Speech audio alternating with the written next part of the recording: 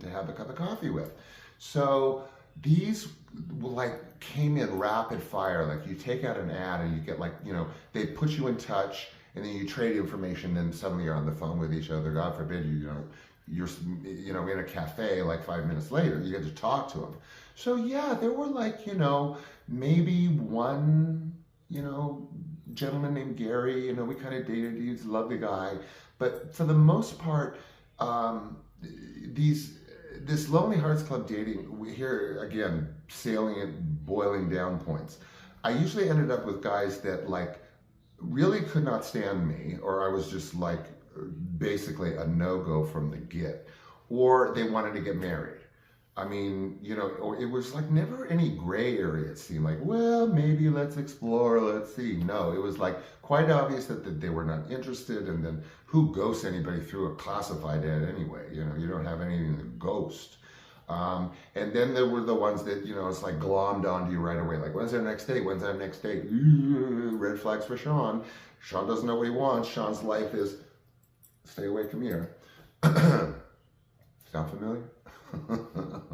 Okay, so then again, and this is through cafe, anything from like a nice restaurant to like a diner. I mean, I had like, and they were like fast and furious. I mean, I can't even tell you or think of how many of these, personal classified scenarios that I was through, these blind dates, so to speak. But they were all over the place, and they were all kinds of scenarios, and they were every walk of life you can imagine, okay? Because there was no trading of photographs. You just basically did an assessment over the phone, chit chat, describe yourself. I would say some things like, if you had to pick a movie star, who do you think maybe you might look like? Never got an answer, right? I'd say like, oh, Timothy Hutton a little bit, but not really, but maybe Harry Connick Jr., but not so much. I try to give him some idea.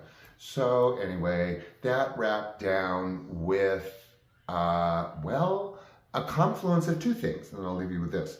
The Lonely Hearts Club sort of dovetailed now in a period where I met somebody through the classifieds, actually a television mogul whose show remained nameless at this juncture.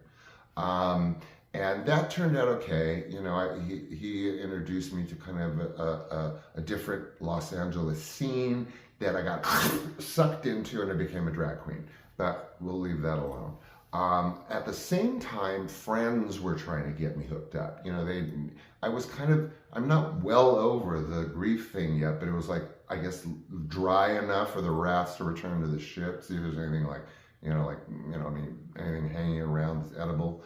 So a couple scenarios, friends trying to hook me up. A dear friend of mine, she tried to set me up with somebody that, I don't know what that was all about. Honest to God, you guys, it was like, I didn't know if he knew why we were together, what he wanted, what I wanted. I would look at him like, what exactly are we doing here? We never had sex. He wouldn't. Whatever, no biggie.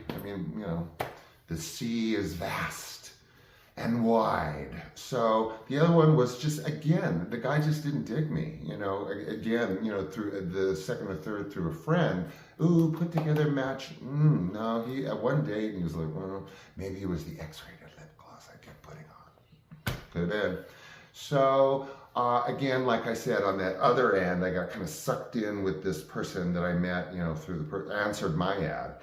And then I was introduced to a different scene, and then I picked up on my agenda with drag and what I wanted to do and where I was headed and what I was doing, and then fell into drag full time, and that in and around there became my lost weekend, as I say, that kind of year-ish, just shy of alcoholism, until I met my husband.